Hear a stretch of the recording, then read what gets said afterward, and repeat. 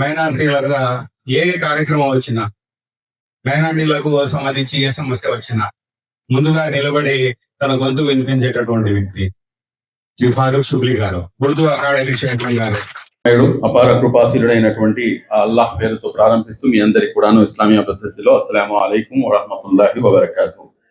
Centre for education of development of minorities. నిజంగా ఈ యొక్క పదం గత 12 సంవత్సరాల నుంచి ఏదైతే ఆర్గనైజేషన్ నేను రన్ చేస్తున్నానో దాని ద్వారా నా దగ్గర ఆర్టీఏ రిపోర్ట్స్ ప్రతి దానిపై కూడాను నమోదై ఉన్నాయి. కానీ ఐ కెన్ ఛాలెంజ్ 12 సంవత్సరాల్లో ఏ రోజైనా కానీ సిడిఎం అన్నటువంటి ఒక సంస్థ ఉంది అని చెప్పేసి ముస్లిం సమాజంలో ఎంతమందికి తెలుసు? ఎవరికైనా తెలుసా? తెలియదంటే తెలియదని చెప్పండి సార్. తెలియదు కదా.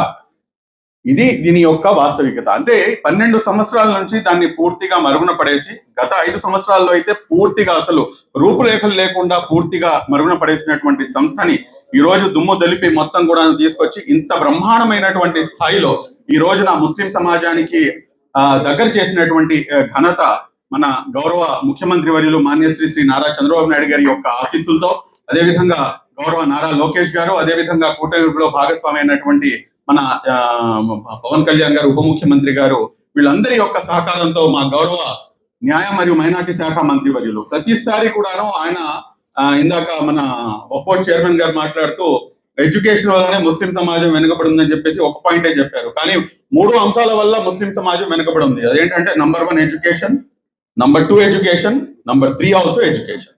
అంటే ఇంత వాస్తవికతమైనటువంటి పరిస్థితుల్లో మనం అందరం కూడా ఉన్నాం.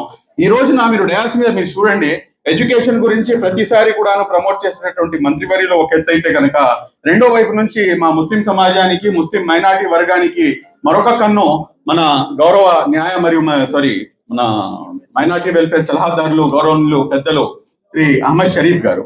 ఆయన ఎవరిని కలిసినా కానీ పిల్లల్ని ముందు నువ్వేం చదువుతున్నావు అని చెప్పేసి అడిగి, వారు అంటే ఒక రకంగా ఏంటంటే ఆయన నీ యొక్క ఫ్యూచర్ ఏ రకంగా ఉండాలి, నువ్వేం చదవాలి అన్న దానిపై ఆయన ప్రోత్సాహం అందిస్తున్నటువంటి పరిస్థితి మనం అనేక సార్లు మేనే కళ్ళారా చూసాం.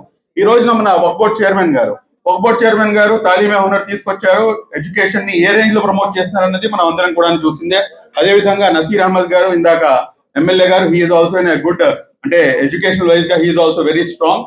అలాగే మన చైర్మన్ గారు మౌలానా ముష్తాక్ అహ్మద్ గారు, ఆయన అయితే అందరికన్నా ముందు ఒకటే మాట అంటాడు, ఇస్లాం ధర్మం ప్రకారంగా ఇఫ్రా అంటే అందరికన్నా ముందు కారుణ్యమూర్తి ముహమ్మద్ ప్రవక్త సల్లల్లాహు అలైహి వసల్లం గారిపై విచ్చేసినటువంటి ఏదైతే మొట్టమొదటి వాక్యం ఉందో ఆ చదువు, కాబట్టి ఆ చదువుకి ఆయన ఇచ్చేటటువంటి ప్రాముఖ్యత అటువంటిది.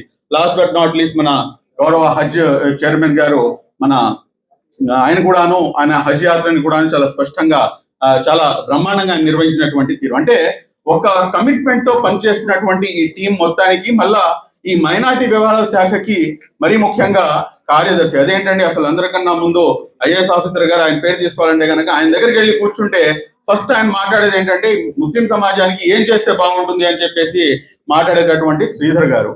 ఇది కమిట్మెంట్, ఇది ఈ కూటమి ప్రభుత్వము ముస్లిం సమాజంపై చూపిస్తున్నటువంటి చొరవ.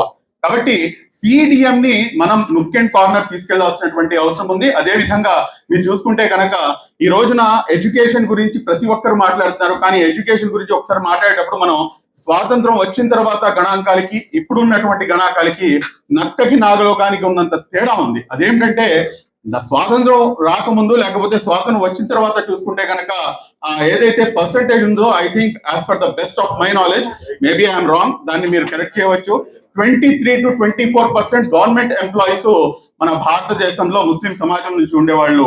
ఈ రోజున గవర్నమెంట్ ఎంప్లాయ్మెంట్ లో గవర్నమెంట్ ఎంప్లాయీస్ ఎంతమంది ఉన్నారంటే కనుక నాకు తెలిసి యాకూబ్ బాషా గారు less than 3%. This is real fact. ఈ ఫ్యాక్ట్ కనుక ఇవి చేంజెస్ జరగాలంటే అది కూడాను 4th క్లాస్ ఎంప్లాయీస్. కాబట్టి ఇది చేంజెస్ రావాలంటే కనుక ఖచ్చితంగా ఆ ఎడ్యుకేషన్ ని ప్రమోట్ చేయాల్సినటువంటి అవసరం ఉంది. కాబట్టి మనస్ఫూర్తిగా ఈ యాకూబ్ బాషా గారు దీన్ని ఇంత బ్రహ్మాండమైనటువంటి స్థాయిలో, అంటే కార్పొరేట్ విద్యకి ధీటుగా ఈక్వల్ గా కళ్ళతో కళ్ళు పెట్టి మనం కూడాను మనం చాలా బ్రహ్మాండంగా మనం చెప్పవచ్చు ఈ రోజున ప్రభుత్వం ఎంత కమిటెడ్ గా ఉంది అని చెప్పేసి, ఎంత సీరియస్ గా ఉంది అని చెప్పేసి. కాబట్టి ఇచ్చినటువంటి హామీలు, ఇవ్వనటువంటి హామీలు అన్ని కూడాను ఈ కూటమి ప్రభుత్వం పూర్తి చేస్తుందని చెప్పేసి, అదేవిధంగా ప్రతిసారి కూడాను చాలా మంది అడుగుతూ ఉంటారు అనేకమైనటువంటి అంశాల గురించి, మరీ ముఖ్యంగా దుల్హన్ పథకం, అదేవిధంగా విదేశీ విద్యా పథకం. నాకు తెలిసినంత వరకు దుల్హన్ పథకం ఇన్షాల్లా ముస్తాబ్ అవుతుంది. త్వరలో ఇన్షాల్లా అది కూడాను తీసుకొస్తామని చెప్పేసి తెలియజేస్తూ సెలవు తీసుకుంటున్నాను. Thank you very much. జై హింద్. అస్సలాము అలైకుం వరహమతుల్లాహి వబరకాతుహు.